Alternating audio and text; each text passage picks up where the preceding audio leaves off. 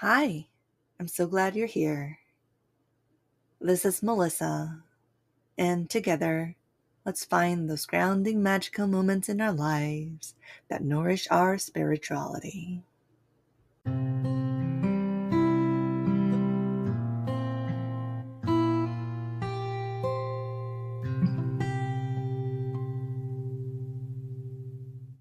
Happy Beltane or Bealtaine.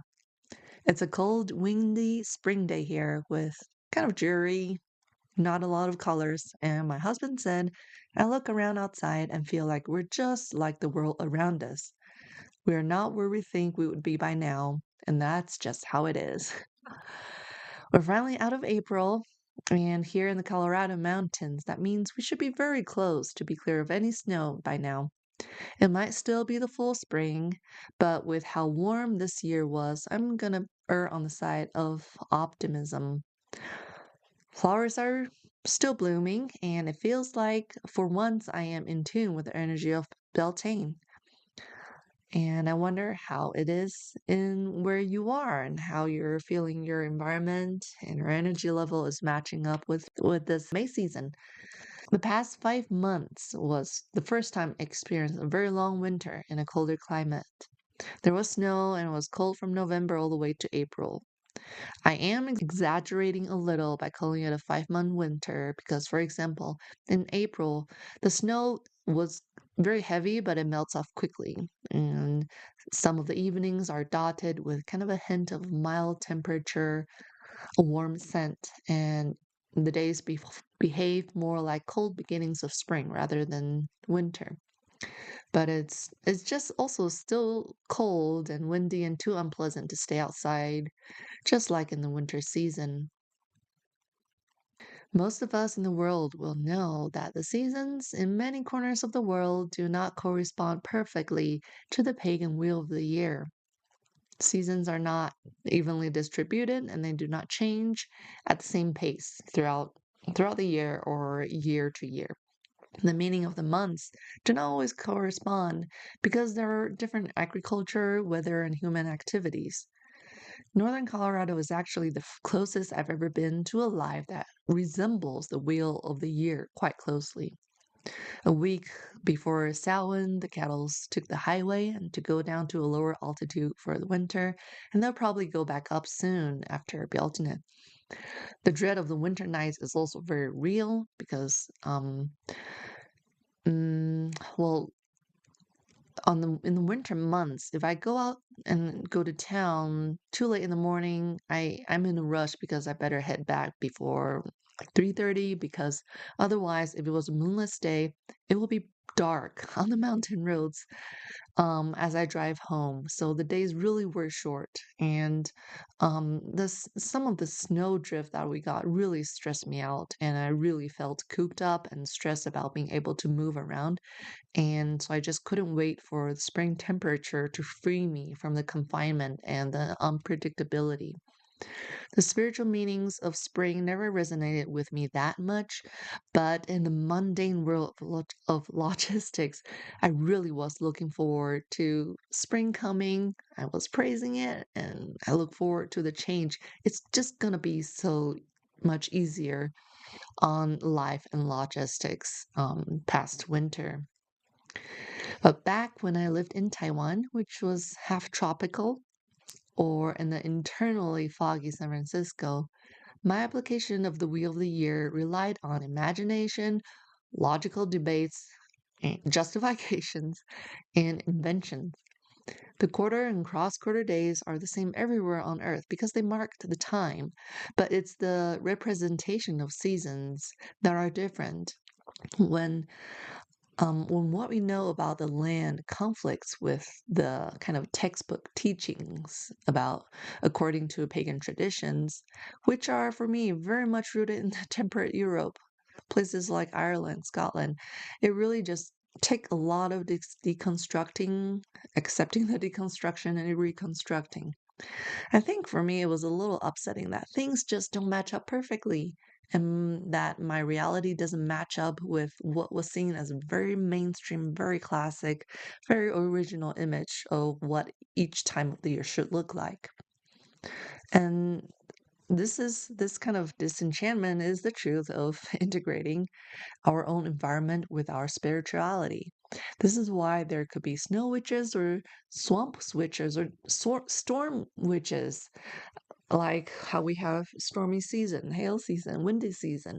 They're actually these these kind of more extremes or minority, maybe they're presented more in like fantasy worlds and video games, much more so than in real life paganism.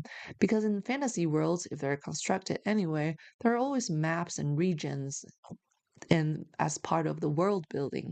But for our real life mainstream paganism and witchcraft, it has its roots in again places like Ireland, and then taken out of context into just as ideas, and somehow those ideas that came from a specific place was kind of thrown upon different the rest of the world, and people were trying to follow ideas that doesn't come from where they are. Good thing is we're growing beyond this. Everyone everywhere now are presenting the truth of their own culture and lineage as well as their natural environment, so we're able to see a lot more diversity and locality of how seasons are celebrated. If I could talk to my younger self, I'd have her celebrate the 8 holidays all the same because they are relate they mark the timing of the calendar, they mark our relationship with the sun, regardless of seasonal representations. Then I tell her to move around the spiritual meanings based on what is actually coming through in this during the seasons, in both natural and human activities. For example, Mid Autumn Festival is a major holiday in Chinese culture, and it always comes before Samhain. It moves around because it's based on lunar calendar. But I will put up decorations at the same time for both holidays. One is about the full moon, and the other is a solar event about autumn and darkening days. While the spirit of mid autumn might not feed in directly to Samhain, the day of that, it does provide foundation and energy flow of where I'm coming from. That's kind of more specific to me, or maybe people like me. In the book, The Year of the Witch, the author Temperance Alden talked about ways to adapt the wheel of the year to your own circumstances. She mentioned two types of customization: cultural inheritance, such as family and cultural traditions that you would keep at certain times of the year, no matter what the other witches do. Um, that's one. And the other was natural cycles, which is observing the natural and human activities around you based on what's actually going on, the energy, the harvest, the behaviors of plants and animals at those times.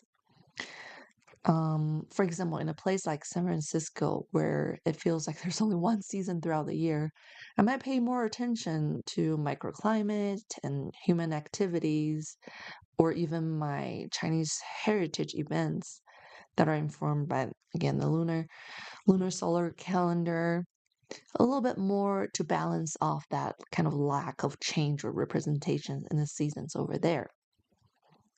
I had felt like that I wasn't having an authentic pagan or witch practice, living somewhere with not a lot of seasonal changes.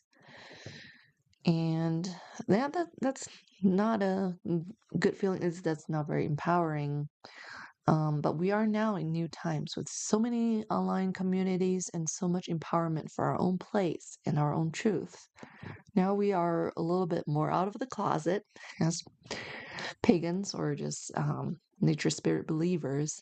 We have more expressions. We're seeing more expressions for the love of seasons, regardless of like beliefs, and we have the ability to see amazing diversity in the world and know what we don't need.